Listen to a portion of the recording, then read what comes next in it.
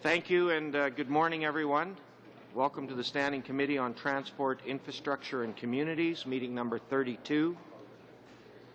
Orders of the day, pursuant to the order of reference of Thursday, April 5th, 2012, Bill S4, an act to amend the Railway Safety Act and to make consequential amendments to the Canada Transportation Act.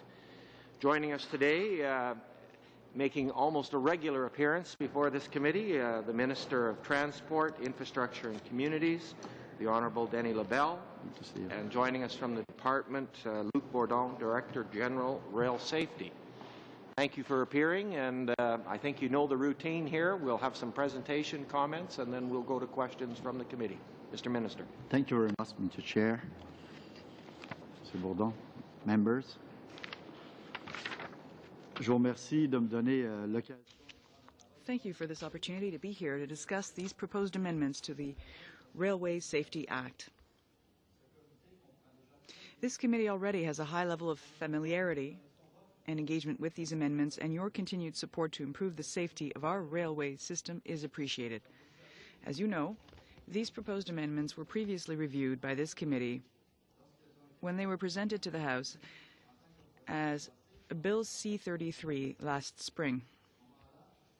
At that time, after several weeks of comprehensive discussion and analysis, all parties agreed unanimously to support the amendments with one minor change related to safety reporting.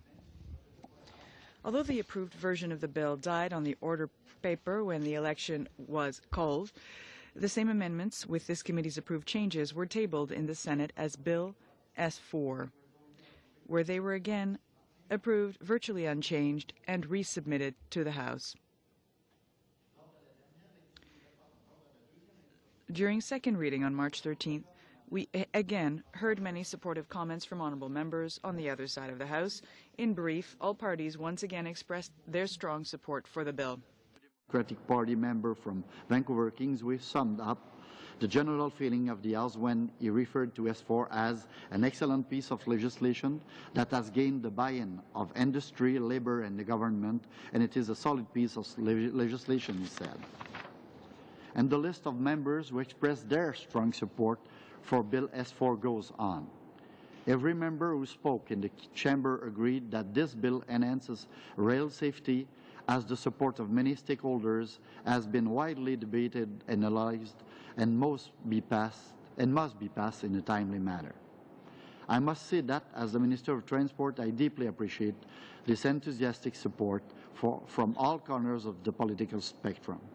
Everybody agrees of the importance of a safer rail industry for our economy and our communities. We all recognize that the industry is rapidly changing and that the Rail Safety Act needs to be updated accordingly. And we all agree that the amendments, which have already been consulted on, debated, and unanimously approved by committee, not once but twice, are the appropriate means to help ensure that Canadians can reap the full benefits of a safe railway system. Better safety is clearly the objective that we all support. Le projet de loi, comme on l'a mentionné à la Chambre des communes. The bill, as noted in the House, is a strong one.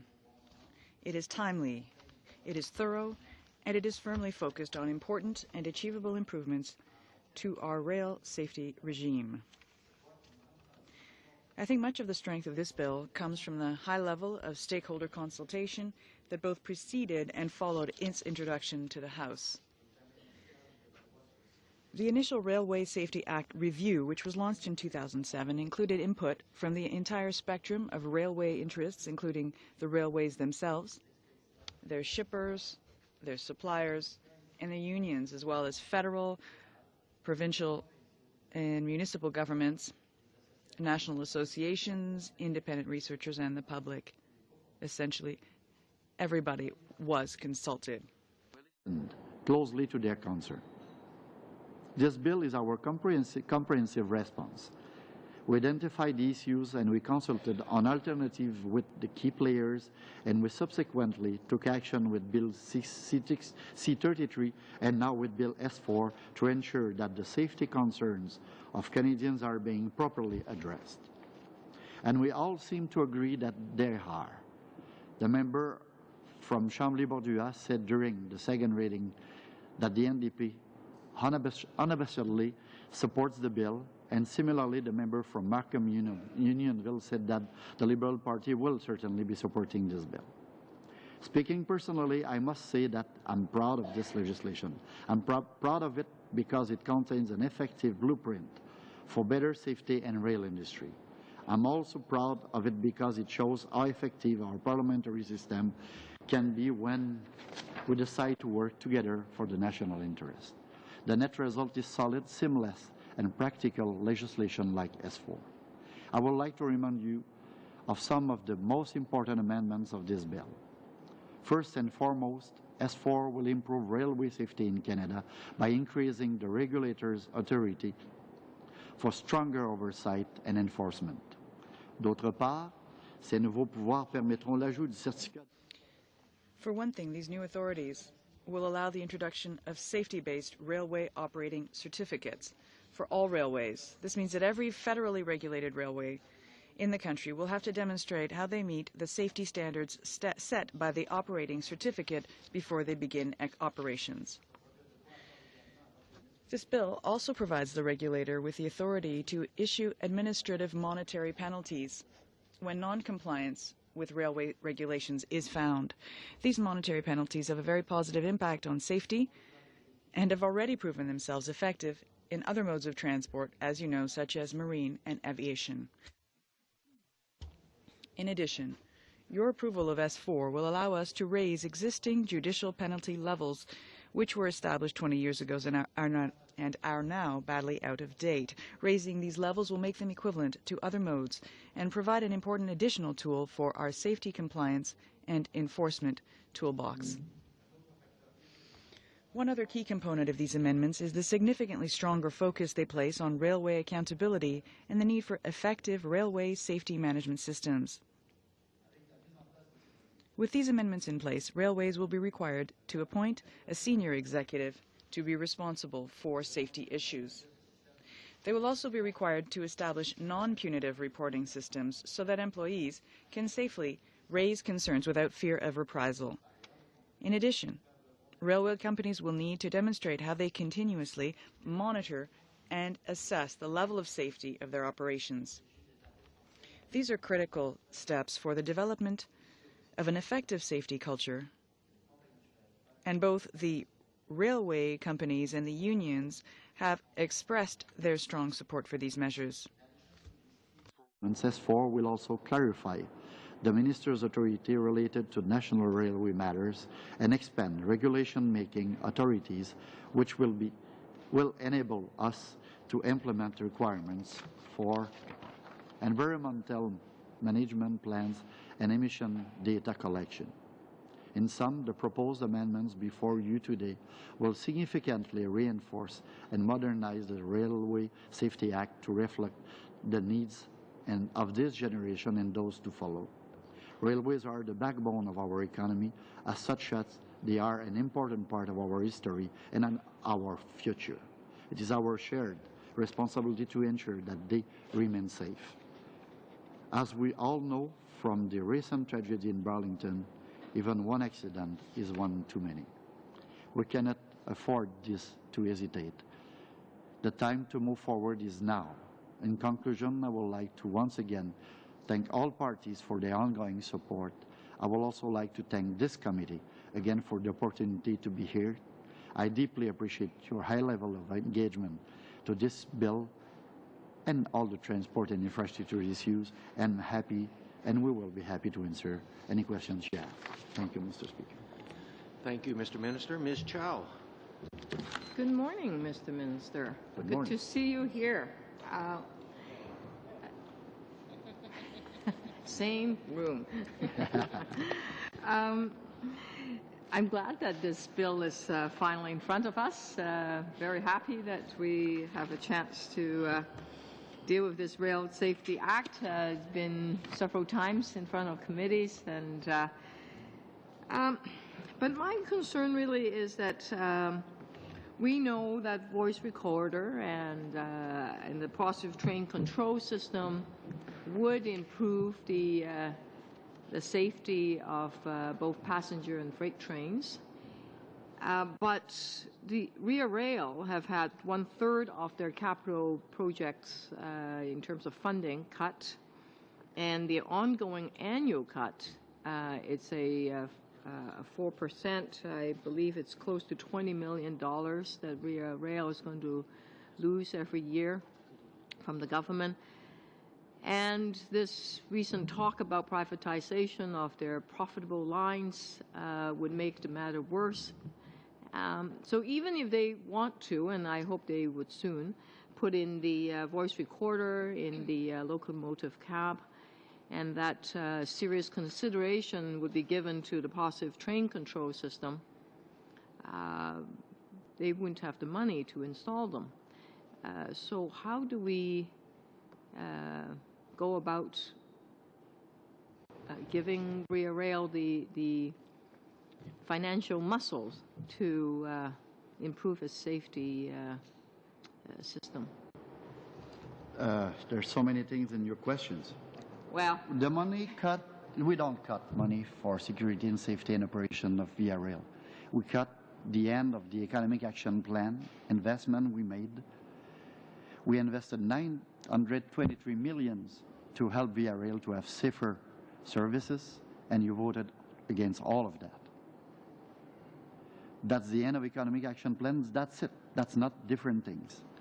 About voice recorders, like you know, in 2009, I think so. I want to be sure of the date. In 2009, the Rail Safety Act Working Group wanted to discuss about that. And the possibility of legal charter issued was raised depending on volunteer and regulatory program. Unions expressed concern and opposition to locomotive voice recorders if used for compliance monitoring by the railways. Immediately after the incident in Burlington, I already asked to the committee to be sure then we will have a quick answer about that. And the Advisory Council on Rail Safety re-examined the possibility of mandatory voice recorders in locomotive cabs. Consultations are underway, and they will report back to me as soon as possible. I'm looking forward to receiving their recommendations, and they already had some meetings about that. And in USA, they don't have the obligation to have voice recorder. But use the fact that in USA, they have positive train system to ask us to have them. But in USA, for the moment, they have a lot of problem to implement that. That was supposed to be in effect in 2015. Mm-hmm. The information I have, I think they will delay that to 2020, Mr. Bird? They're trying to. Yeah, they're trying to. And they have a lot of problems to implement that. Transport Canada is following very closely this issue. But that's so that, like they have many problems to implement that, we don't have any insurance for the moment that will help us. For sure, we continue to follow that very closely, and the experience in technical challenges that will likely delay implementation in USA for us are a big concern. But that's not about the money Via Rail have about that. In USA, they think that will cost around $13 billion to implement that. That's very, very expensive. $13 billion to implement that in USA. For the moment, we think we have to continue to invest about security and safety, but that's not the best way to invest our money for the moment. Would you support mandating voice recorder rather than making it voluntary right now? If there's a motion here, it's been recommended by the Transportation Safety Board for many years now. There've been discussion, and the union tells me they're not opposed to it. That's what they said to me privately. So I don't see any reason why we would, if that was the stumbling block, I see no reason why you wouldn't support making it mandatory. Or would you? Which were the reason in 2009 when they said no? The same. That's not the time for it. The time for it is to let the Advisory Council on Rail Safety to make their job. They are re-examining the possibility of mandatory voice recorders for the moment, and they will give us a report. I expect it very soon, as soon as possible, and after that, we will take decision with unions and all our partners we have already involved in S4 process. but it could be another 5 years, 3 years. It could be it'd be many years. We've been talking about voice recorders. Your advisory council have seized this file for years, and still there's no action. Accident after accident, we just can't get to the bottom of it because we just don't know what happened in the locomotive cabs. So why not make it mandatory? If you personally said that it is something that you support, the transport department supports it, why not make it mandatory? I don't understand the hesitation. And do you have a deadline? Have you set a deadline to the advisory committee saying that we must, by this time, have a decision? If not, I'm going to mandate it. Do you plan that kind of action? I think for the moment, that's very important, but we have to pass Bill S4. I'm the 4th transport minister working on this bill. Minister Cannon deposed it. We had Minister Baird, Minister Stroll, I'm the 4th one. I don't want to have more delay about S4, and I want, not for me, for the Canadian population, for the security of our transport system, have Bill S4 as soon as we can. And I hope everybody will agree to that. And about voice recorders, we're on the way, and I'm sure you will follow the issue. That was important in 06, in 09, that's still important today. They don't have mandatory in USA. About this, we will continue to see what's the best for our country's interest, and we will continue to follow that. And for the moment, I will read the report of the advisory council. Yeah, go ahead. Just to answer your question, at the moment, what we're waiting for is legal advice as to who's allowed to listen to these recordings. What they've tried to achieve in the past few years was probably voluntary agreement, whereas union and the company would agree on a protocol that probably the recording could be used for other purposes than disciplinary action, just for proficiency testing. Even the TSB at this time is not even sure if these recordings are privileged only to TSB. They should be in a position within about 2 weeks to give us a final legal advice. Then without that legal advice, it's very hard to get the working group together to work on that issue because they don't have clear parameters. After we've got that, and let's say only the TSB is allowed to listen to these tapes, then we'll know better where we're going with this. It's not really, it can lead to safety improvement based on what you'll find on these tapes, but for the most part, it's an investigating tool. And there's only a few accidents. All the derailment that occurred past the locomotive, usually you will not get any voice indication that something went wrong because the train goes into emergency and the crew just stops and walks back to train. But we're seriously looking into it. And honestly, if the legal advice comes back that only TSB can have access to these tapes, then we may have no other option at the end than regulate it. Can you add some words? Thank you. Can you add some words about PTC? Yeah. Okay. Very briefly, please. Very briefly. Okay, well, no. Thank you. We'll come back then. Okay. Monsieur Coder. Monsieur le ministre, vous me laissez la parole. Thank you for giving me the floor. I do think that S4 needs to be passed as soon as possible. If you allow me, Mr. Chairman, I'll start by commending my colleagues in the Senate that did extraordinary work. The fact that all of the amendments were passed as well, I think it shows that at this point, the fact that it simply cannot die on the order paper, it has to be passed. There will be no further amendments, we agree. Like my colleague from Markham said, this is a bill that has to pass. But for the benefit of our thousands of viewers watching you, I think we're going to ask you a few tough questions. There's some actual questions we have to ask as to the application of this act, what it actually means in terms of safety. One, based on the legislation, does that mean that we will have the necessary inspectors to ensure enforcement? That's the first question. We do. We have an additional $72 million in the budget over the last 5 years to increase the number of inspectors. $15 million additional is become a standing amount. You're right, Mr. Chairman. I would add that this bill allows for an improvement in the capacity for monitoring of Transport Canada. Also improve enforcement, accountability of the railway companies, and I think this is very important to me as far as safety is concerned. So we are going to be increasing the number of inspectors. Yes, Mr. Bourdon, can you tell us? We hired 56 people. How many people do we have in total? 120.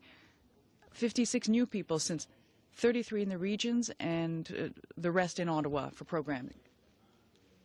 There's been something said about workers not perhaps appreciating certain things happening or wanting to say certain things, to complain about certain things that are happening. That is an option for workers. Yes, absolutely. It's very important, and all railway companies will have to identify one person who would be responsible, senior executive responsible for rail safety issues. And we'll also have somebody that can report these problems within the system with no penalties. So unionized workers who see things that could be improved within the railway safety system can report that to their bosses and tell us without any penalties. And I think this is very important because in terms of an approach, it's a safety-based approach. And I think it relates to our major concerns. We talked about certification. We talked about penalties. Let's say that this bill passes because we know it will. In actual fact, what does it mean in terms of the proximity of railways in certain densely urban areas? Let's say, for instance, you have crossings. We know that there could be penalties. We know that there's that punitive aspect. But what will S4 actually do in that case? Will we be making sure that these crossings are safe and in compliance? What will happen in this respect under this bill? Already, as you know, with respect to these crossings, we've done excellent work, and we will continue to do that. S4 goes even further in terms of accountability for these companies. Based on the certificate these companies will get, we know that in the past it was about insurance, but now it goes beyond this. They will have to comply with our stringent safety measures, and they will have to do that before we can emit or issue the certificate. Of course, in an urban center, it's very difficult to control the access. We know there are young people that end up walking on the rail lines with Walkmans or headphones on, and in the evening, at nighttime, it's incredibly dangerous. And we've seen young people in the region of Montreal who crossed 2 highways, got over several fences to get to an area where, unfortunately, there was an incident that occurred in the middle of the night. There were safety barriers there, but this was an event that happened around Montreal-Turcot. The company added barriers, safety measures, and we under S4 want to do even more. But we cannot take every single individual by hand in this country. Of course, we do a lot of education in the schools. We make over 2,000 presentations in the schools and municipalities all over the country to raise awareness about the dangers of rail transportation. And of course, even today, there are people that do die as a result of this. We continue to do this, but because of these, even though there are 12-foot high fences, it doesn't stop people. The certificate is one thing, but there will be follow-up then? Is that what? Absolutely. So there's going to be continuous monitoring. Yes. There will be regulations out within 6 to 9 months on these specific types of railway crossings, which will better improve safety. We'll talk about the annual amounts that will be going to that program this year. Well, last year it was over 14 million in the contribution program to help municipalities. Yes, I want to make sure there's a follow-up because it's not enough to just set out a ticket or give a fine. It'll be in the Gazette in the fall. We hear that Via Rail wants to privatize some routes. The relationship between S4 and privatization, any privatization, does that change anything? You'll still be in a position to enforce? Absolutely. Often people think if it's a private enterprise, you just let them do whatever they want. Well, there are a lot of rumors. Mr. Coudet, Honourable Member, there's nothing really on the table over the short term. We are looking at what's going on. We have information, and of course, we're getting advice as to where the industry is headed. But it won't change anything to the safety issue under S4. S4 is really there to strengthen our safety system. Mr. Bourdon, I'd like to add that S4 increases accountability on the railway companies' side, because provincially regulated companies on federal lines will be subject to the Act, which is not currently the case. I hear you're working with the municipalities and the provinces. The provinces, yes. The Canadian Federation of Municipalities is also involved. They've been involved since the start, and they're still associated with us in the upcoming work. Thank you. Paul, Thank you for being here. Ms. Chow has cited the Transportation Safety Board as a reliable source for questions related to rail safety. And she's also advocated the positive train control system. Doing these two things does create a certain contradiction, because the Transportation Safety Board has not recommended that Transport Canada implement the positive train control system. Minister, you correctly point out that the United States is facing serious implementation problems with this system. The costs appear to be between $10 and $13 billion. The railways are asking for a delay of 5 years in implementation, originally scheduled for December of 2015. They now seek to have it delayed now to an additional 5 years to 2020. All of this demonstrates the enormous complexity and cost associated with this system. Can you comment, Minister, on our approach with respect to this system here in Canada? Like I said before, we're monitoring what's going on in USA and all around the world. Depend of the kind of rail system we have. Many U.S. railways for the moment are a lot of problems, extremely cost-related positive train control system implementation, and therefore we're not sure of the result. Transport Canada, and we hope that will go well, and at the end that will reach the goal they had, and we have to have a safer railway services. But for the moment, we're still monitoring that, and we're very close of this and the process, and I will ask Mr. Bourdon to give you more details where we are now about that. Okay, as you know, that was mandated by the U.S. Congress with the Railway Safety Improvement Act that was passed on October 16, 2008, whereas all the Class 1 railway that transport more than 5 million gross tons, and as well as transporting what they call poison by inhalation and toxic by inhalation material, as well as commuter rail and passenger rail, had to implement PTC by December 30th, 2015. However, PTC is a very good system if you got a captive service or one company on your own network. It becomes an issue when you have to be interoperable with other railways. PTC in the States will cover about 41 railways, 60,000 miles of track.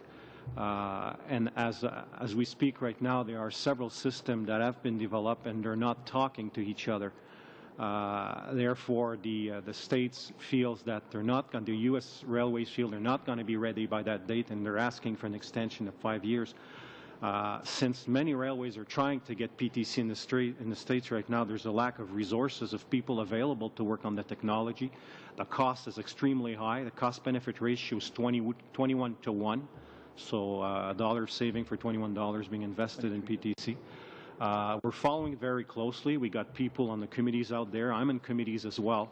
And we also met the technology provider. Wabtec is the one that provides ETCS to the 5 Class 1 railways out there. And their recommendation to us is, why don't you wait until it's fully implemented in the States, that we worked all the bugs, then you may have something like a turnkey operation if you ever want to implement that technology in Canada. Same thing in Europe. They got the system called ETCS that has been in place for about 30 years. 20 years ago, they launched. Can you just re-enunciate the Pardon me? acronym? You listed the acronym for the European system. Can you just state that out? ETCS is European Controlled Train System, Okay. which is a form of PTC that works with transponder on the track, a bit like what Amtrak has developed, which is not compatible with the electronic train management system adopted by other systems in the States. However, 20 years ago in the U.S., they decided that the 30 countries, and in Europe, that the 30 countries had to become interoperable, so they created something called European Rail Traffic Management System. How has that worked? It's not working right now. That's the issue. In the Railway Gazette of last month, they published an article whereas they say after 20 years, they do not have any locomotive from different railways that are compatible with others. So there's issue. The technology is wonderful. We just have to work the bugs out of it. Then eventually, once the states have figured everything out, it's something we could seriously look in Canada and do probably a more cost-efficient implementation at that time. Sorry, you said it is something we could do in Canada, it being the European system? It would be something, whatever system we'd like to adopt, but it has to be one system, so it's fully compatible. And, all right, so on the issue of cost, the PTC system in the United States will cost somewhere in the neighborhood of $13 billion. That's what they think, yeah. And there is a finite amount of resource available to rail transportation in the United States, yeah, as in all countries. Presumably, if you take $13 billion, which is the most expensive federal mandate in rail transportation history in that country, out of the rail transportation pot, that means less money for other aspects of rail transport. Does it not? Yes. Yeah, absolutely. And could it potentially mean you take $13 billion out of the rail transportation to dedicate it to a system that won't be implemented for another 8 years? Is it possible that some of that $13 billion we'll subtract from other more effective safety systems that could have been implemented more quickly? According to what the information we got from the FRA and the AAR, they figured in the past 20 years, without the Chatsworth accident, the one that triggered PTC in the States, there's been 2 accidents in 20 years that would have been PTC preventable, where there's been multiple fatalities. So the argument they're making out there is that if you would use that $13 billion and put that on crossing and improve crossings, you would save many, many lives every year. But would they do it? That's a different thing, though. Thank you. Mr. Watson. Thank you, Mr. Chair. Thank you to our Minister and the witness, Transport Canada officials, for being here today. Obviously, rail safety in Canada is a very important issue. Bill S4 has had previous iterations before previous parliaments, itself arising from 2 reviews that themselves were the result, if we're going back far enough, of a series of major high-profile train derailments in Canada that incurred both loss of life, significant environmental costs. Transport Canada, for its part, appointed an expert panel which led a comprehensive review. It produced a major report, I believe it was about 240 pages, 56 recommendations. At the same time, I was part of the Standing Committee on Transport, Infrastructure and Communities that was part of a concurrent study here into rail safety as well. We produced a report, 14 additional recommendations, 70 in total. Necessary, if I remember some of the substance of the expert report, ratings on safety performance of rail companies on a scale of 1 to 5, 5 meaning the highest integration of safety within the company's culture via rail was ranking 4 out of 5, CP about 3 out of 5, CN 2 out of 5. So looking at ways of improving rail safety or the culture of rail safety in our companies, those 70 recommendations in total. Can we have an indication now, 4 years later, what is the progress on implementing both the expert review panel recommendations and the Standing Committee on Transport's recommendations. Where are we at on that? When Bill S4 will be passed, we will have implemented 83% of the recommendations. And for the moment, look where are we now? Out of the 56 generated by the panel, we got 47 that have been addressed. Okay. Some of them will never get addressed because either we didn't have constitutional authority to address them or we felt they had no value added. On the 14 generated by SCOTIC, they were all addressed except the ones that where we were asked to appear before the committee because there's been an election after that and the committee kind of disappeared. But for the most part, as the ministers mentioned, over 80% have been addressed. The consultation process has been very extensive related to the proposed amendments to the Rail Safety Act. The relationship between the companies, the union, the government, how would you characterize that relationship in terms of consultation? How advanced is that? How mature, if you will, is that relationship? Can you give us some indication there? You go ahead. Okay. I think it was excellent. Many of the recommendations were considered joint recommendation. Therefore, we created a joint working group with unions, transport, and the rail industry. They were addressed by these joint working group. We've achieved, as an example, in terms of safety management system, some guidelines that are now being endorsed by union management NTC, which I had the opportunity to present in an international conference last year, and I think we may be one of the only country that have been able to achieve something like that level of maturity with the unions and company. It's been excellent. So it would actually be prudent for the government not to, or this committee, for example, not to step ahead of that relationship in mandating a particular technology be implemented, for example. I think, as the minister said, waiting for the working group to have a solid consensual agreement on how they want to move forward before we consider the hammer of regulation, if you will. That's very important to continue in that way. Like we said, the tools we will have with S4 will permit to unions, workers to be part of the solution with us. Right. And we already made good job because since 2007, we don't cut about investment in rail safety. That's not the truth. We invested more, and since 2007, train accident decreased by 23%, and train derailment decreased by 26%. But we want to continue. We want to have a better score. You mentioned workers, of course, the proposed amendments here giving ability of workers to participate in terms of raising safety concerns to Transport Canada without fear of reprisal, a positive step forward. Can you explain that a little bit? Yeah. Go, Luc. Okay, there's actually two things in tab 37 of your binder. One deals with the reporting of unsafe act directly to Transport Canada without fear of reprisal, so that's going to be in place. The second one is the previous safety management system regulation was requiring for a company to get employee involvement in the implementation and the day-to-day management of the SMS. What Bill S4 is proposing is now is that bargaining agent will have to be involved, and therefore will have the directly the union representative involved, so they can select the appropriate individual to participate. So that's a great improvement as well. As well, proposals with respect to requirements for environmental plans. Some of these prior train derailments having environmental costs to them, as well as certain aspects of the operations, say the rail yards, for example. If there's a spill in the rail yard, not necessarily covered. Can you talk about the requirement for environmental plans?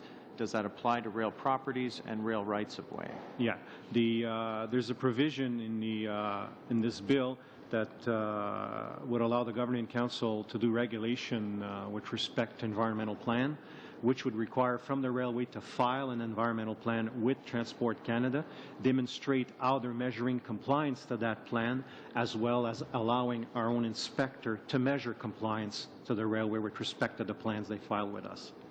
The requirement for the safety requirements imposed now with a new rail operating certificate. Can you briefly describe what that changes? In other words, what did a rail company need in terms of establishing itself prior to this proposed operating? As we speak, for years, when someone wanted to start to operating a railway, they just had to go to the Canadian Transportation Agency and demonstrate they had enough money to cover liability. One of the things that the panel determined when they did their review was that there was probably a void, whereas there were no safety requirement to determine if a company was able to operate safely. We found through a project that we call Regulatory Capture at Transport Canada that some new railways were operating without rules. That now will require from all the railway that are currently operating, all the railway under provincial jurisdiction that will operate on that are operating on federal track, to obtain a railway operating certificate, which will be based on a regulation that will determine the criteria that they must meet in order to obtain their certificate. We're going to be able to remove it, to alter it, or. Thank you, Mr. Sullivan. Thank you, Mr. Chair. Thank you, Mr. Minister, for being here. The Auditor General found that, because we're talking about safety, that Transport Canada does not know to what extent organizations transporting dangerous goods are complying with the existing regulations. Its review of emergency response plans submitted by organizations is not timely or accurate. It's given temporary approval for nearly half the plans required for transport of the most dangerous regulated goods, such as types of ammonia, acids, explosives.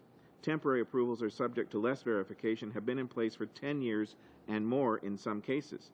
And many of those weaknesses we found in Transport Canada were identified more than 5 years ago and have yet to be fixed. This bill doesn't do anything to help you there, does it, Mr. Minister?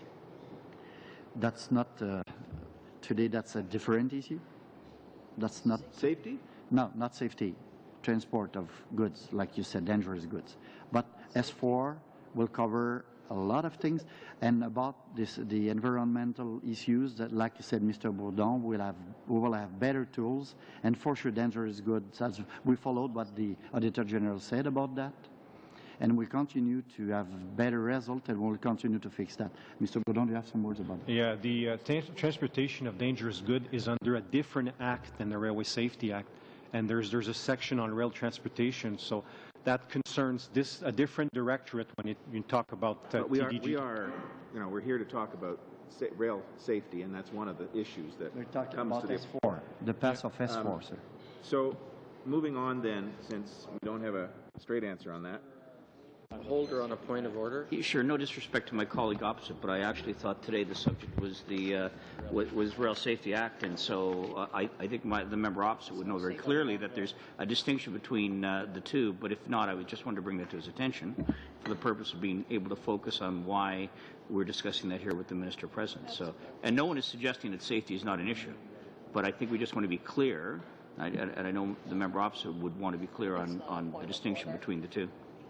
Thank you, Mr. Holder. Mr. Sullivan. What the question was attempting to point out was that this act does not, in fact, improve Transport Canada's ability to regulate the transportation of dangerous goods. And that was agreed to by the minister. No, that's not what I said. I said, then we discussed S4 today. J'ai dit que nous parlions d'S4 aujourd'hui. Said we were talking about S4 today, and that you are now setting us off on another path, talking about another section. I'm going to say this in French, and that's what I said, because I'm more comfortable. That's not the reason that you're now bringing us onto another aspect of the Act than what we're discussing here today. I never said that safety was not important. Everything we're doing here today, everything we do at Transport Canada is in the spirit of making our country safer in all modes of transportation. We're talking about S4, and we have been since 2006.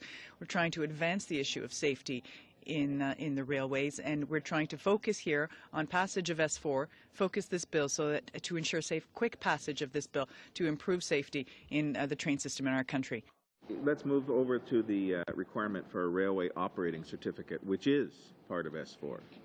And can you tell me what are the requirements to obtain one, and will public transit agencies such as Go Transit, Metrolinx, the new Air Rail Link Corporation, and other TransLink and other urban transit agencies need to acquire one of these, and what will they have to do to get one? Okay.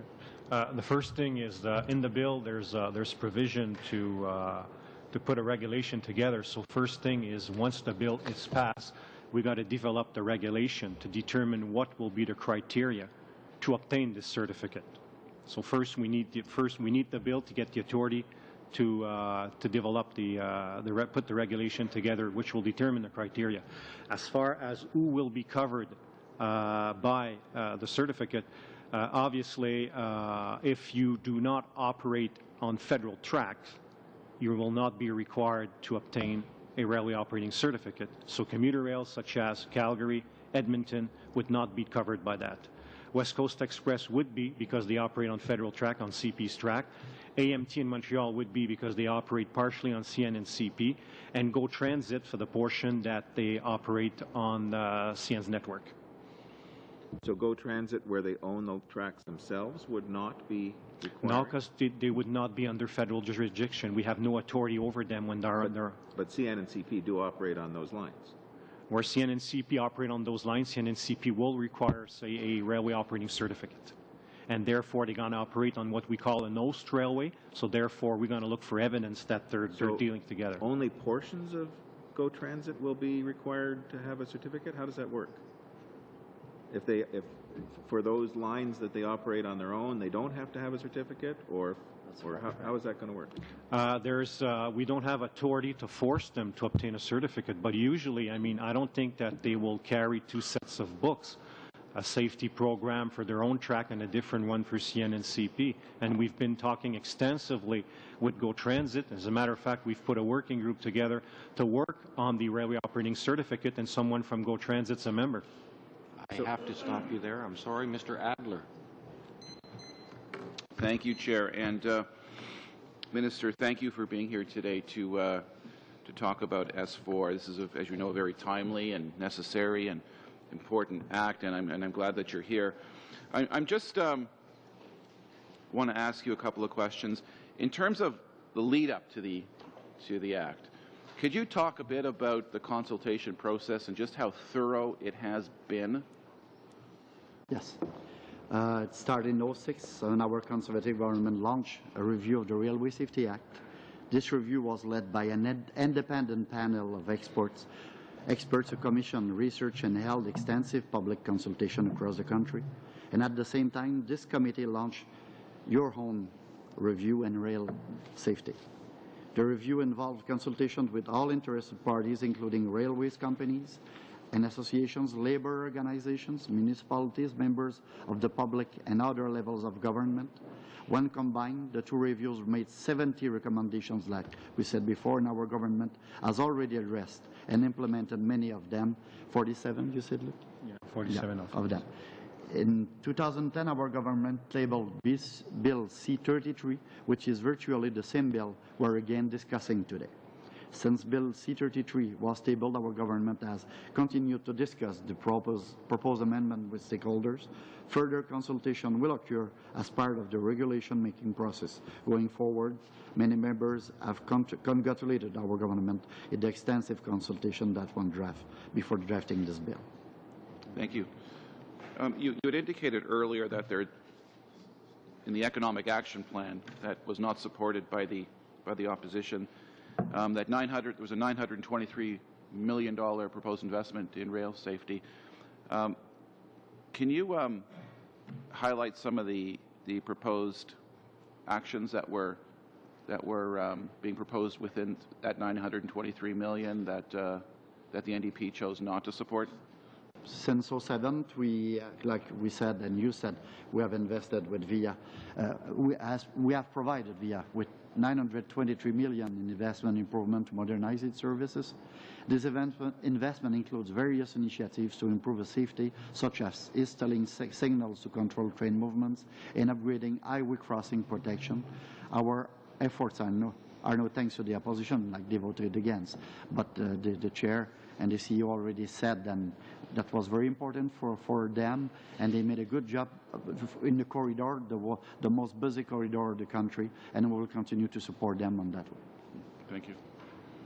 How much time do I have? 2 minutes? Do you want to? I'll defer to my... Mr. Holder? Mr. Holder, please. Thank you, Chair. Thank you, my colleague, for sharing his time. And Minister, Mr. Bourdon, thank you very much for being a part of today. It's important, as I try to understand more fully the various amendments that are in place, I think I'd like to first say I think it's important to hear members, certainly some members opposite, who are supporting this. Hopefully, when this is done, we'll have all members opposite, because this has gone through a process more than once whereby even with the minority government, we got the support of all parties. So if we can do it then, I would like to sincerely believe we can do it now, and with the good work of all members of the Senate, I would say to you that this has gone very much the right way. One of the amendments that I've seen, Minister, is this issue of expanding regulation-making authorities, and particularly around the areas of environmental protection. Would you help me understand a little bit more what that means? Can you expand on what that, why that matters, please? Perhaps through you to Mr. Bourdon. Yeah, the panel felt that, especially in yards, when there was some spills, I mean, it's a confined area. Nobody knew exactly what would happen after these spills, how to clean up the occur or something like that. So they thought that it would be appropriate to require from the railway to file environmental plans to let us know what they're going to do. And first of all, what will they put in place to prevent these spills from occurring? And once they happen, I mean, how are they going to recover? File these plans with Transport Canada, demonstrate to us how they will measure compliance, and allow our own inspector to audit them and make sure that they're in full compliance with their own plan. And that would go beyond the yards as well and to right-of-ways. Okay. One of the other amendment issues is that these amendments are intended to clarify the authority and responsibilities of the minister. From a change standpoint, what would those authorities and responsibilities look like? They were more to clarify the role of the minister, and in some areas that we were already doing some things, like, for instance, research and development and evaluation of new technology. We've been handling project for years, but it's never been clear in the Act that we had authority to do it, so we've put that into the Act. Allow the minister to do some investigation, allow the ministers to launch some study, some analysis. So most of them is just to make us in harmony, just to make this Act perfect harmony with civil aviation and marine. I have to stop you there, and we're going to take a brief recess. Thank you, Minister, for attending today. Mr. Bourdon, you're going to stay with us. We'll take it. He's scheduled for 1 hour. 8:30 to 9:30. No, 8:30 we started. So thank you, Mr. Minister, and we'll take a 2-minute recess and reset the clocks. Thank you.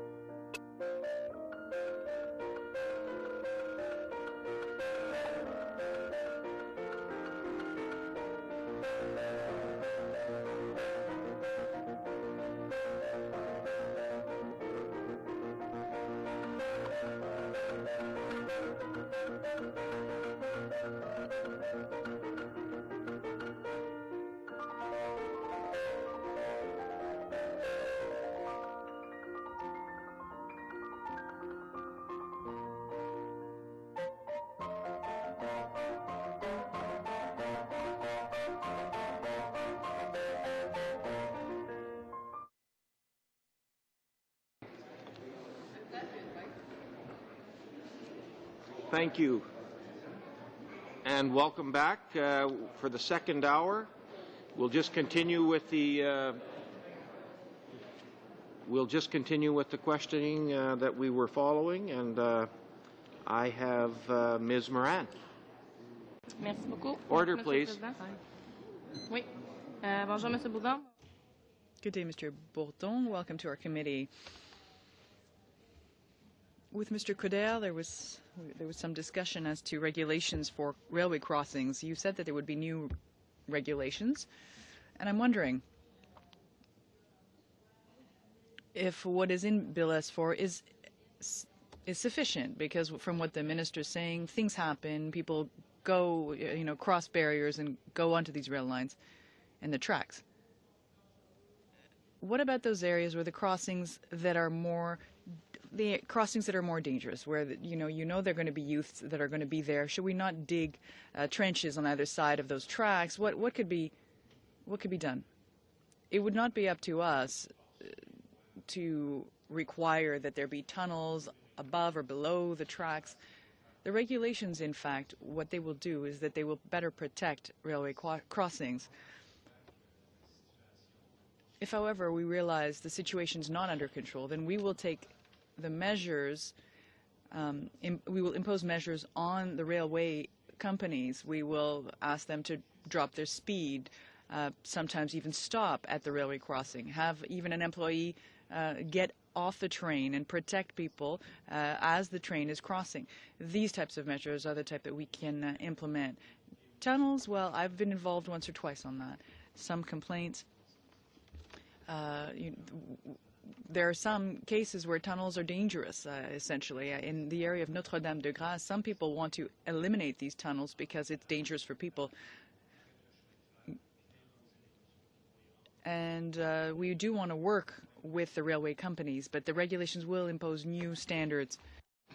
Bon, maintenant, avec le nouveau projet de loi, dans le fond, Under this new bill, is it only Transport Canada that would be receiving complaints from employees or problems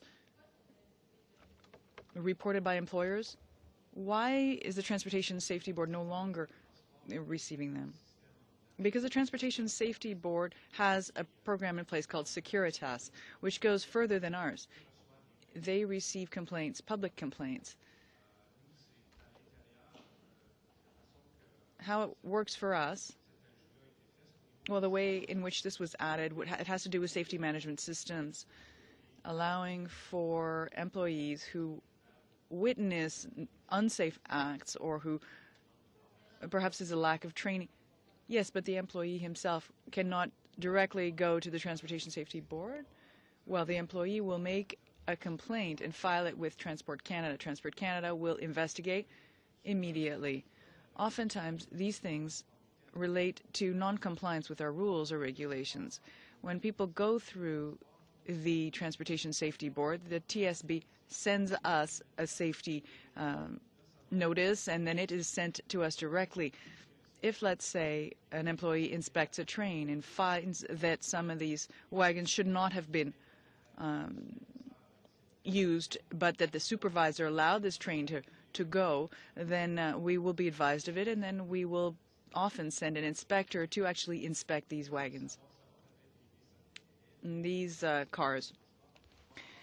But the Transportation Safety Board is going to still maintain its aspect of monitoring. The safety management system is interesting in many respects. I think it's positive that there be someone also found, somebody responsible from a legal standpoint. What I'm trying to understand is what we will do about inspectors and retention. Oftentimes in aviation, the inspectors are not on site, there aren't enough of them. How can we make sure under this bill that inspectors, there will be enough of them, that they will keep their jobs? You're talking about 120 inspectors. If we increase the number of trains in Canada, are we sure that we will have the needed number of inspectors to inspect them? Our surveillance or monitoring system involves monitoring what's happening on the trains and the rails, etc. That is based on the regulations. And then we have the safety management system, which involves audits, and audits involve interviews with employees and inspection. The size of the railway, even if it's CN or CP, even if they were to increase their rail traffic, the work of an auditor will be more or less the same, because it's mainly auditing documents and then auditing by interviewing employees and going out in the field to see how things are happening out in the field. Under this bill, there will be 20 additional inspectors for safety management. So I would say we have the resources needed. So you're confirming that it's mostly document auditing? Well, there are two sides to it. If you want to make sure that a company is in compliance with its safety management system, we have to make sure that procedures and policies have been developed, and then in an interview process, we go through the interview process with these employees to find out whether there was compliance, and that's how we go through the audit. Exactly. Thank you, Mr. Chair, and thank you, Mr. Bourdon. You had talked about a decrease in incidents since 2007. Could you give me those numbers again for a minute? 23% and 27? I can give you that exactly.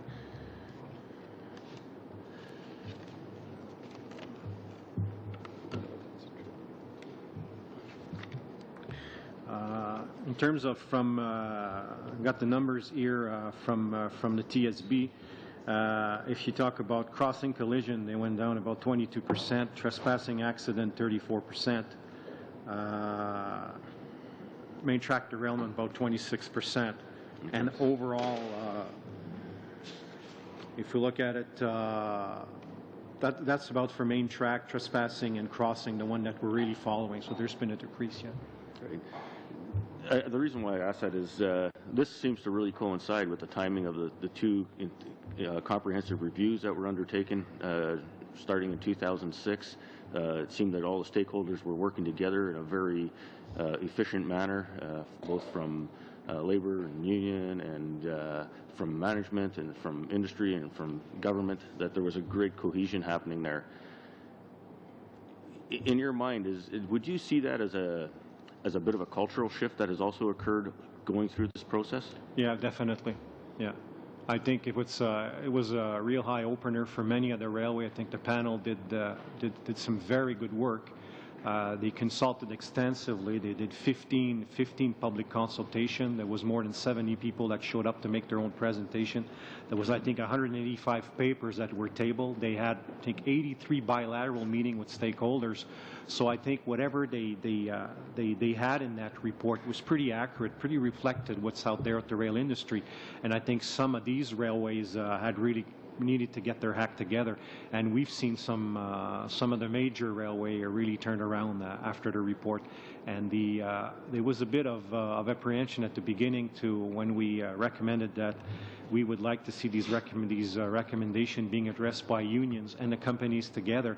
And I think everybody right now unanimously will say that it worked extremely well, and I think it really changed in some of the railways that needed to improve. We see a real cultural shift right now, and the stat shows for that.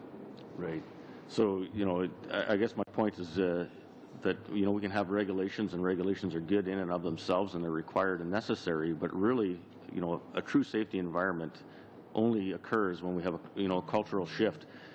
Are we seeing that same shift being also brought out to the public? You talked about a decrease of incidents at crossings. We talked about a decrease in trespassing incidents. Do you see a reaching out of the companies to the public to also have better education there? Yeah, we've increased the resources for outreach. We got 5 more people than we had, just to deal with crossings, education for crossing and trespassing.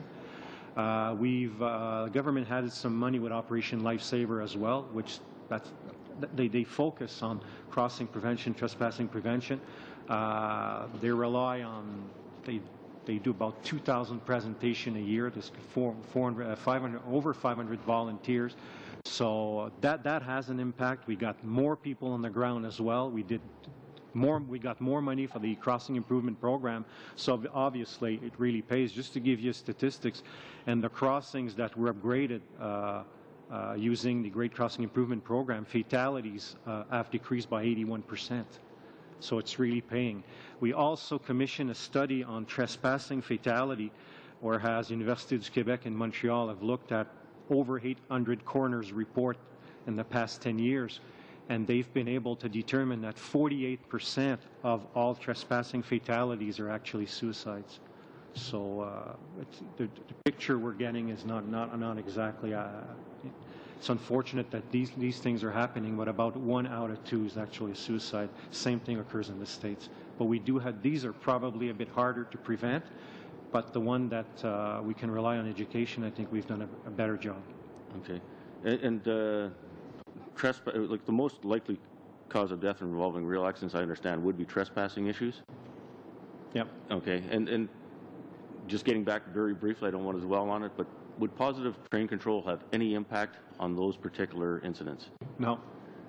So no, the positive train control will basically prevent 4 things: overspeed, if a cruise going over the speed limit, would prevent collision between 2 trains, would detect if a switch is left in reverse position and would slow down the train, or if there's a work zone ahead of the train and the train is not slowing down because they did not get permission for the foreman to go through, it would slow down the train.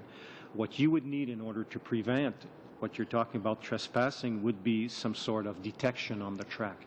With 72,000 kilometers of track in Canada, it'd be almost impossible. Many of those systems are being tried out throughout the world right now, but an animal will trigger it. I mean, there's all sorts of things that may just someone who just goes through very quickly will trigger the system. So they're not up to date right now. Thank you. And I'll turn it over to our newest member, Monsieur Aubin. Welcome, bienvenue. Merci beaucoup. Merci, Monsieur le Président. Thank you very much. Thank you, Mr. Chairman. Thank you. It's the first time and only time they're going to be doing that for you. So, yes, in fact, I enjoy it. Thank you very much. I thank all members of the committee for their kind and warm welcome. Thank you, Mr. Bourdon, for being here with us. Thank you for sharing your expertise. I'm the neophyte on this committee, I can assure you, but there are a few questions that I'm interested in. One, perhaps you can paint a picture of this. I know that there are some air and, when we look at air tragedies and railway accidents, they're the most catastrophic. Despite the catastrophic aspect of air travel, everyone thinks that air travel is the safest form of transportation. Under S4, can we say that rail transportation will be on a par with air transportation in terms of safety? I would say it is as safe to take the train. When you look at the data, there's been constant improvement. Clearly under Bill S4, there are added measures.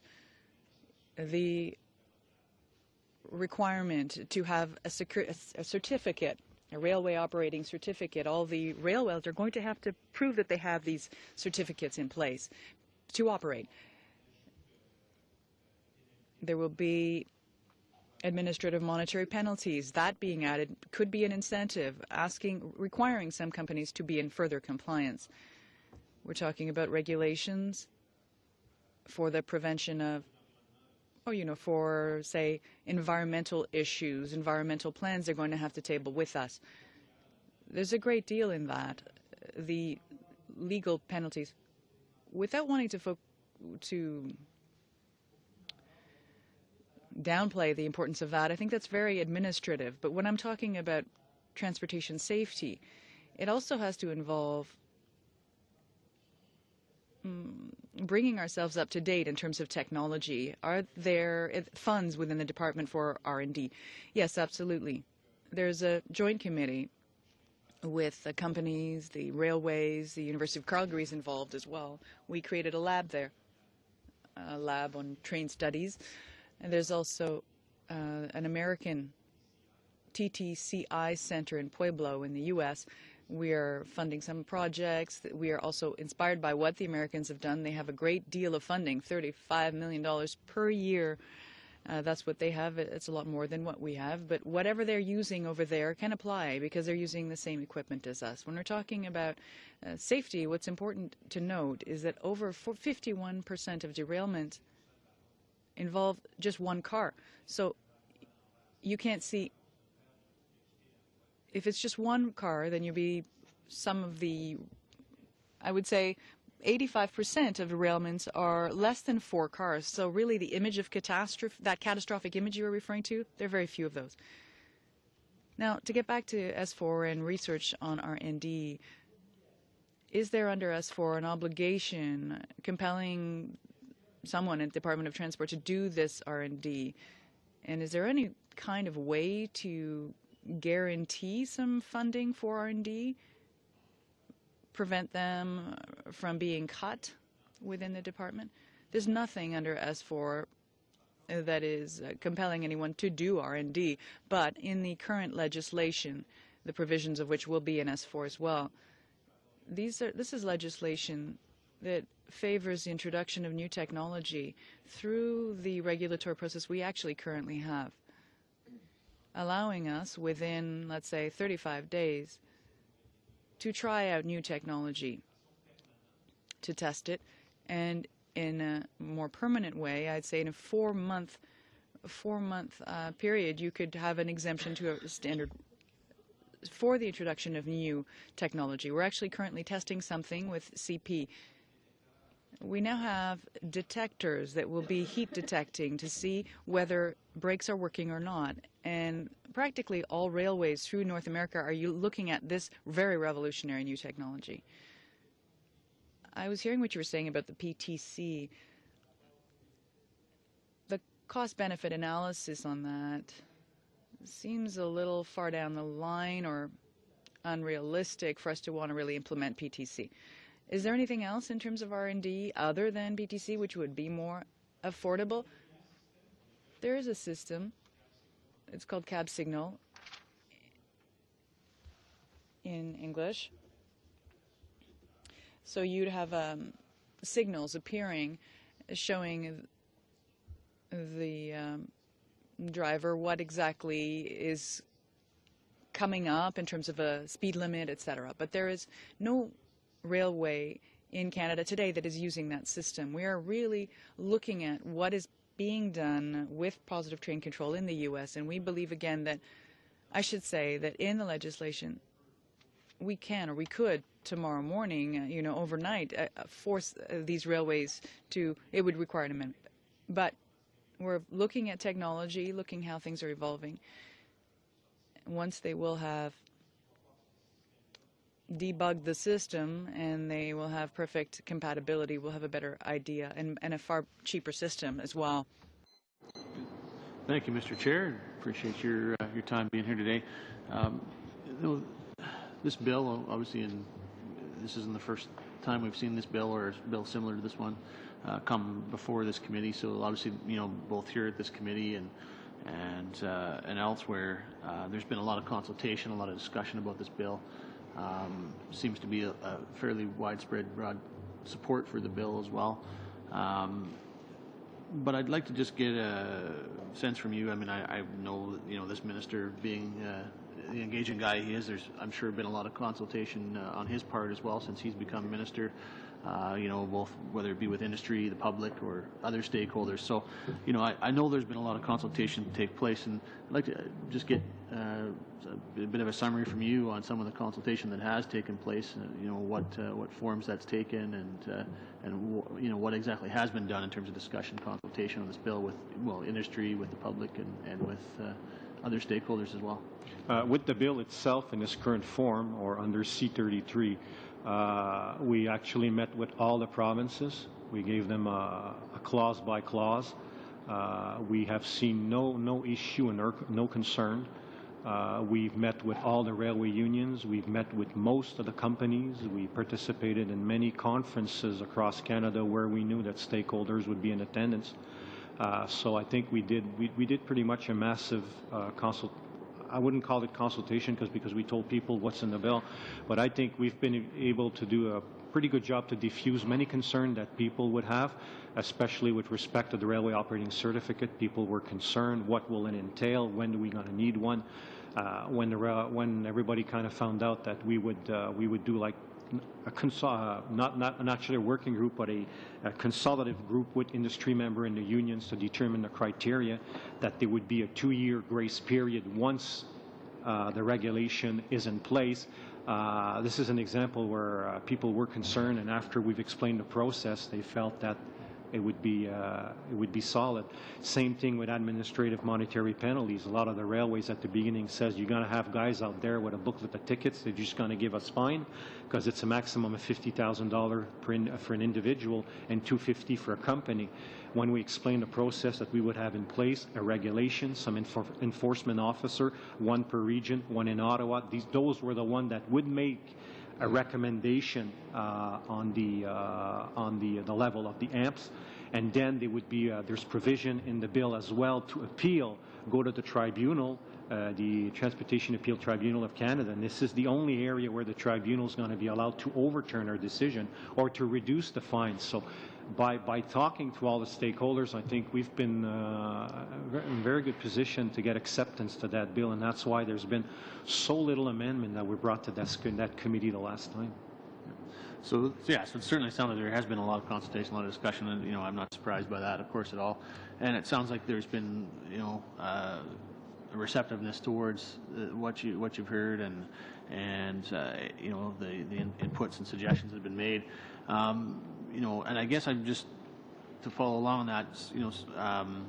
Since C-33, I think there has been some amendment to the bill. Can you tell me a little bit about the amendments that have been made and what effect those will have? From my memory, I'd say that most of these amendments had value added. There was some proposed by the Teamsters, for instance, with the whistleblower protection. C-33 was requiring the employees to report directly to the companies. The unions felt that with the relationship they had with Transport Canada and the trust that was between us and them, that we could handle that. So this is one of the recommendations. One other amendment, they also ask that fatigue science be considered within safety management system, which was also tabled by members of this committee at the time. There was also the possibility for all regulation passed by Transport Canada to be revised by this committee. There's been some housekeeping item. For instance, with all the stakeholders that were involved revising this bill, some of them and even us found that words were missing at some point, so amendments were proposed to add these words that may have been missing. In Section 11 of the Railway Safety Act, Clause 8 of this bill, there was something with sound engineering principle, whereas maintenance was left out of it. So one of the amendments was to add maintenance. So those were, I'd say, the main amendments that came through this committee. Like I said, it was very little. Appreciate that. Thank you. I'm going to, we finished our rounds, but I'm going to open the floor up for each party for 5 minutes. So Ms. Chow or Mr. Sullivan, I know you're going to split your 5. Okay. On the issue of rail crossings and pedestrian safety, it's been my experience that the railroads don't maintain their crossings and don't maintain those fences very well at all. And so, of course, people cross. We had a Earth Day event there a couple of years ago, and because we were having the event, they started giving people tickets for going through their fence, which had been down for many years. What can Transport Canada do to enforce this measure of safety? I think in terms of crossing, the crossing themselves, I think they're pretty much in good shape, I would say. When we test them, when we inspect them, usually they're pretty good. The crossing regulation will enhance that. However, I would agree with you from a trespassing standpoint, it's been an issue. Fencing is an issue. They're constantly being cut and destroyed. In some high-risk area, as I explained earlier, we will impose some slow orders. We will put the whistle back. That will force a lot of time the railway and the municipalities to sit together and decide to do something jointly. the area where it's almost if there's a correlation between fence and trespassing. Usually in some area there's no fence because no one trespasses. Area that are being fenced, there's constantly trespassing, as I said, because fences are constantly cut. It's a major problem. There's area in Canada such as Canmore that is very well protected with pedestrian crossings, with fence on both sides of the track, and it still remains a high trespassing problem, and yet all the protection is there. So we're doing our very best to control that, and eventually we hope to have an access control regulation out that will help us to deal with that issue. But it remains a problem, I'll admit to that. How often are they patrolled in terms of the fences? Because I know in the Toronto area there are, I can name the area that the fences are just broken, and technically CN has the they're obligated to fix it. It's their railroad, but they often don't do that at all. Not that they don't have enough cash. I think that last time I checked, they had $2 billion in profit or something of that nature, up 13%. But they really don't do a good job maintaining the fence. What can Transport Canada do? Is it more inspection or tickets? Is it mandating the CN? Well, they're already supposed to fix these fences. Okay. One of the things that was recognized for the Railway Safety Act is we did not have enough people to handle that, which we got now. We've hired, I think, the last one a few months ago. So we will have more people to deal with that issue. Plus, we have now more people to deal with education and awareness. A lot of time, the issue with fencing is when we perform an inspection, if we see that there's deficiency, we'll take action. We'll advise the railway. If we see evidence that there's trespassing, we will impose measure on the railway. However, once we perform an inspection and the thing may have been fixed, with 72,000 kilometers of track, I mean, we will have our inspector going elsewhere. So there's always a probability that the fence, I've seen fence being cut within 4 hours after they were repaired. Is there a public complaint phone number that you can make available, highlighted in the Transport Canada website so that people know that they could do a public complaint, you know, rather than you having to send people out all the time? The citizens can be eyes and ears for you. I did this kind of recommendation in the immigration system when there's crooked consultants that people can report, and it was then highlighted, and it was quite useful. Do we have the same system in the Transport Canada? Yeah, we had a 1-800 number with Transport Canada, with Rail Safety, where people could report about everything that they've seen. I would have to check, is it currently being revamped, because there was too many of these numbers right now, and I think people were... I'm confused which number, though. Yeah. Can you let us know? So, yeah, we'll be on our website, and it'll be one number. We used to have one, like I said, but they just made a survey. There was several of them at Transport Canada. So other branches were getting complaint from rail. We were getting complaint from other branches. We're just trying to streamline that, but people can always file a formal complaint with us by email, and we investigate 100% of the complaint that we get. Regardless of how frivolous they may appear, we always send someone out there because they're not frivolous for these people. If you can send that to the committee member through the chair, that would be helpful, Okay. because you're right, there are several routes, and tell us which route is the best. Yeah. That would be really helpful. Monsieur Coder? Monsieur le Président, Thank you, Mr. Chairman. Perhaps in the same vein, but in terms of ministerial authority, the minister can choose to address the situation, right? Under S4. The minister will be given additional authorities, yes. And a lot of them will be delegated directly to the inspectors in the field. So it's as though it were the minister. Yes, it's a designation given by the minister. Okay. So it's not just post-incident, it's also as a preventive, yes. So if the inspectors, or if there is something that arises, there's the minister has the authority. Yes, the authority is the ministers, not the director generals. It's delegated authority. Yes, but you could be given delegated authority. Yes, I have it. Now, tangibly speaking, does he have all the authority to act and react when it comes to safety, rail safety issues? I think so, yes. Nothing else is needed? I don't think so. We worked on this. We tried to include everything we could see, everything we didn't have in place. We tried to include it in this bill. I think it's a very good bill. Thank you, Mr. Chairman. Final comments.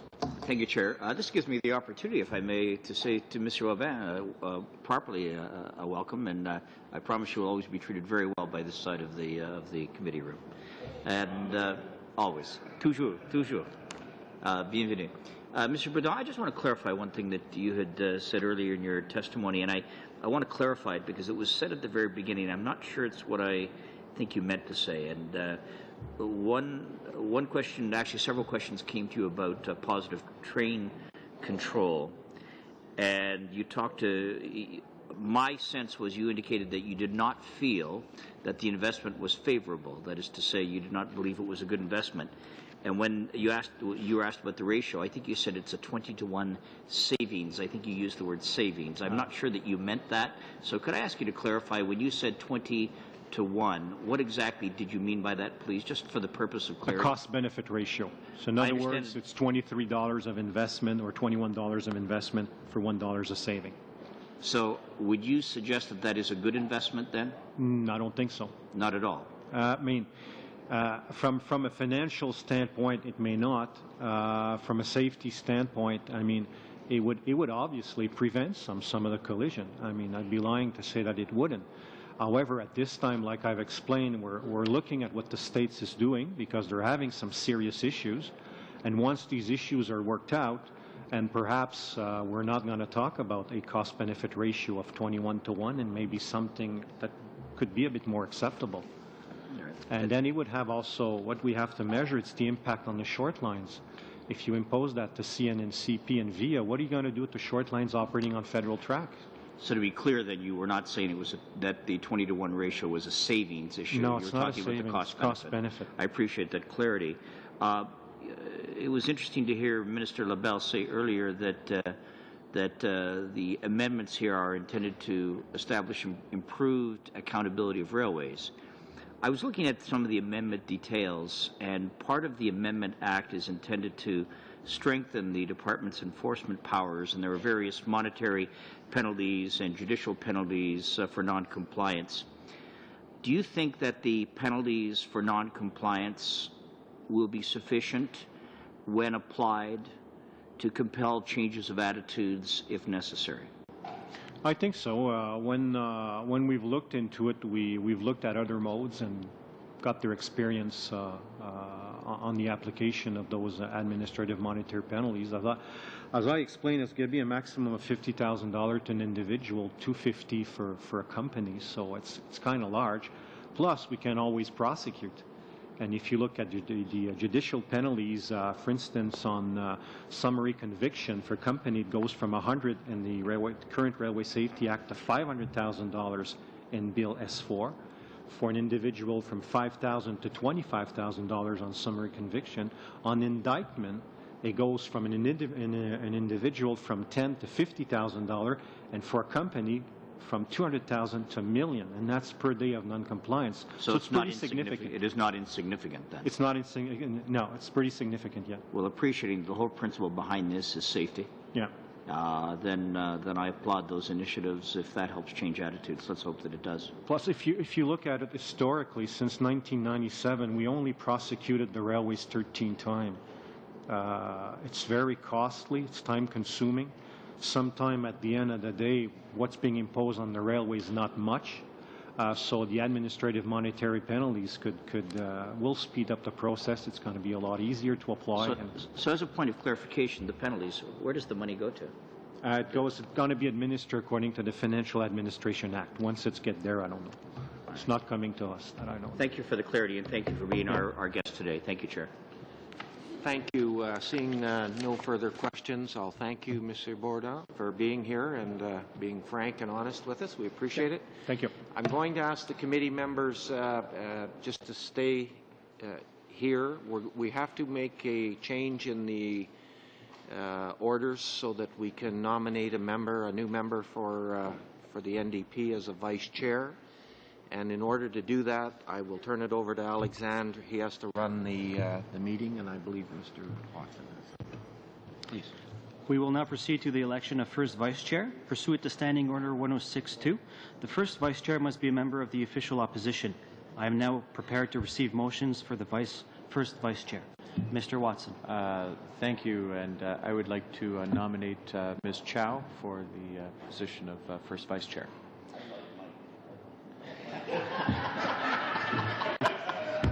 Regardless of what Mr. Holder thinks. I will advise members that we are a secret ballot on TV, so please. It has been moved by Mr. Watson that Mrs. Chow be elected first vice chair of the committee. Are there any other motions? Is it the pleasure of the committee to adopt the motion? I declare the motion carried. Ms. Chow has been duly elected first vice chair of the committee. Thank you. And before we go in camera, Monsieur Coder.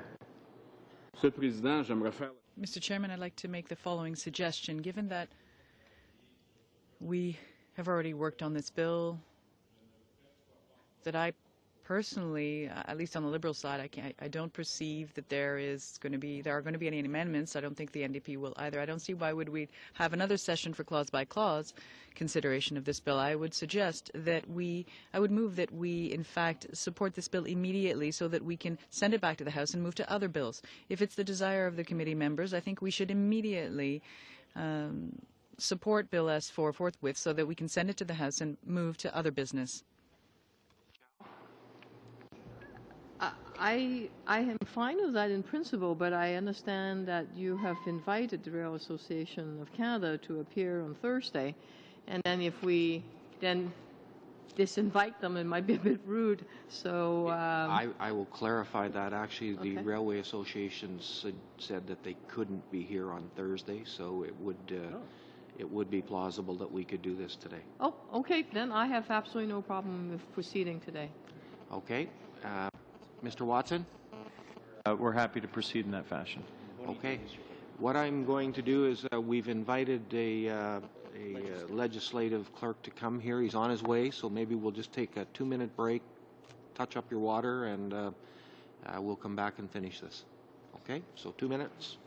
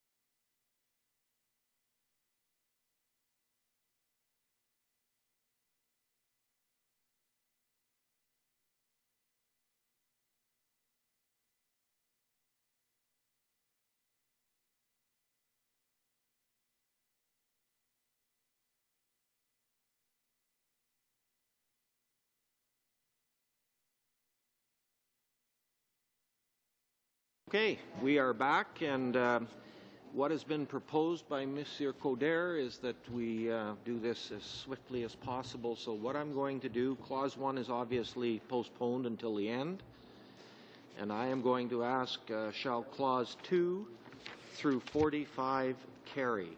All those in favor? All those opposed? It's carried. I'll revert back to shall Clause 1 carry? All those in favor? Opposed? Clause 1 is carried. Shall the title carry? All those in favor? All those opposed? The title is carried. Shall the bill carry? All those in favor? All those opposed? Shall the bill carry? Did I do bill? Pardon me. Shall I report the bill to the House? All those in favor? Opposed? Carried. With that, we have the completion of S4. Congratulations. Mr. Watson? If I might just briefly thank Mr. Coder and the other members of the opposition for a good spirit of cooperation in that regard. Thank you. And I will thank our legislative clerk for coming here as quickly as she did and helping us proceed. We are now going to end today's business, but we do have a subcommittee meeting immediately following just to plan future business.